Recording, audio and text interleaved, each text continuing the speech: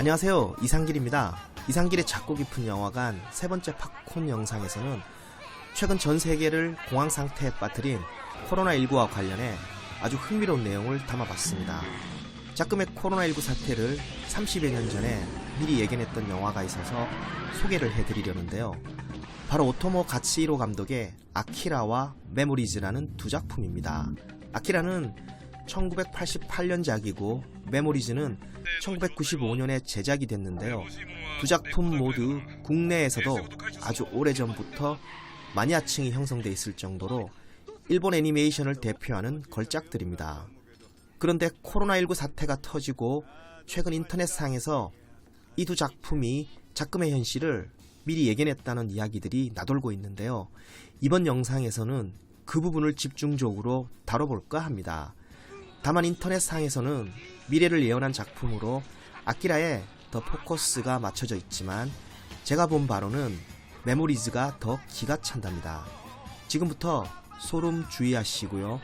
그럼 마치 신내림을 받은 듯한 오토모 가츠히로 감독의 귀신 들린 두 영화 아키라와 메모리즈 시작하겠습니다. 우선 3차 세계대전으로 붕괴된 가상의 일본 도쿄에서 이야기가 펼쳐지는 아키라의 경우 시간적인 배경이 2019년인데요. 이듬해인 2020년에는 도쿄올림픽이 개최될 예정이었답니다. 이건 영화 속 설정인데요. 놀랍게도 실제 현실에서도 올해, 그러니까 2020년에 일본 도쿄에서는 올림픽이 열릴 계획이었죠. 하지만 코로나19 팬데믹으로 취소되고 말았습니다. 그런데 영화 속에서도 일부 시민들에 의해 올림픽 개최 중지를 요구하는 낙서들이 등장하고 신문에는 WHO가 일본의 전염병 대책을 비난하는 기사까지 등장하죠. 현실에서도 상황은 비슷하지 않았나요? 허나 이건 약과랍니다. 7년 뒤인 1995년 옴니버스 형식으로 제작된 메모리즈에서는 첫 에피소드인 그녀의 추억에 등장하는 인공위성의 이름이 바로 코로나였던 것.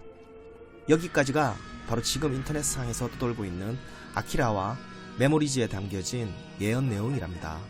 그리고 이제부터는 두 작품, 특히 메모리즈를 두 차례 보고 제가 깨닫게 된 영화 속 예언 내용임을 미리 말씀드립니다.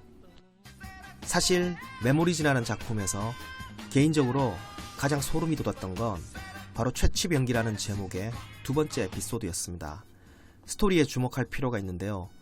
독한 감기에 걸려 고생하던 제약회사 연구원 노보는 회사에서 개발 중인 신약을 해열제로 착각하고 먹었다가 잠이 들고 맙니다. 그런데 깨어보니 연구소 직원들이 모두 죽어 있었어요.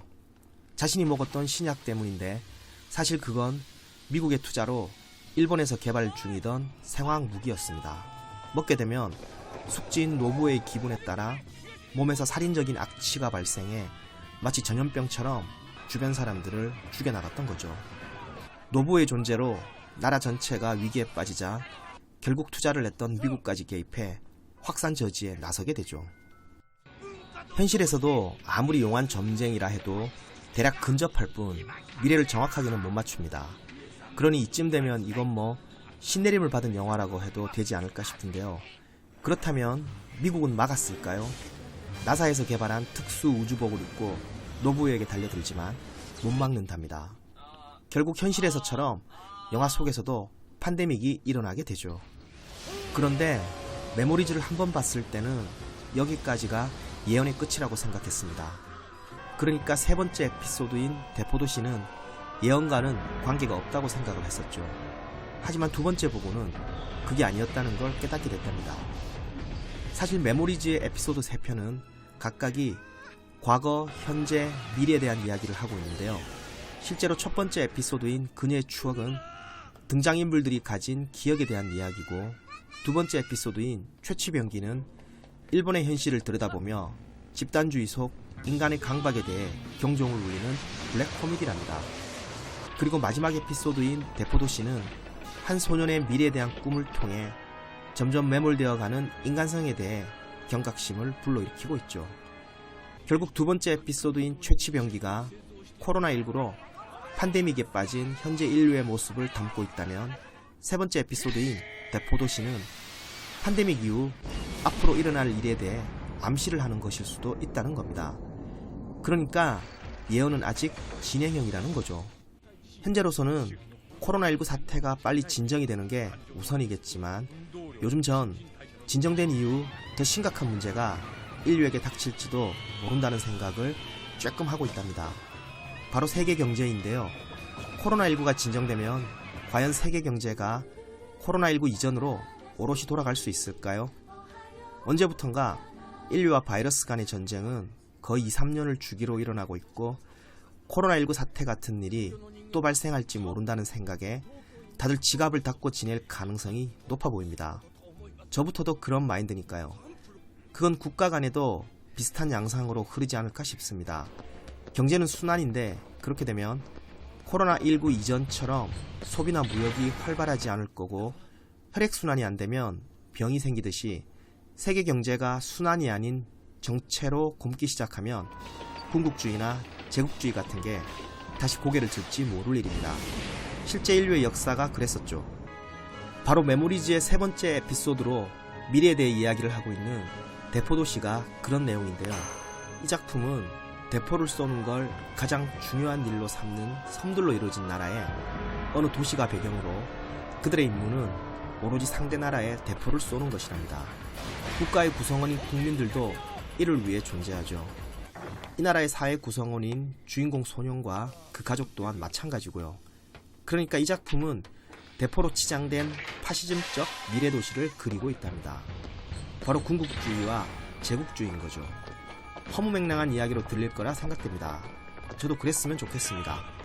그런데 공교롭게도 헨리 키신저 미국 전 국무장관도 최근 월스트리트 저널 기고문을 통해 이런 이야기를 했더라고요.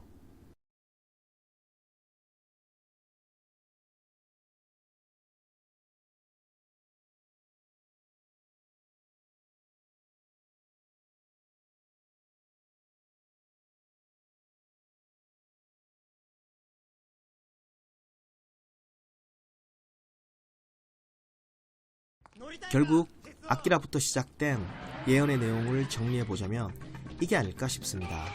그러니까 아키라의 배경인 2019년에 발생한 코로나19 바이러스로 인해 팬데믹이 일어나게 되고 그 결과 군국주의나 제국주의가 부활하게 된다라는 것. 분명 팬데믹까지는 맞췄는데요. 마지막 예언은 절대 맞아서는 안 되겠죠?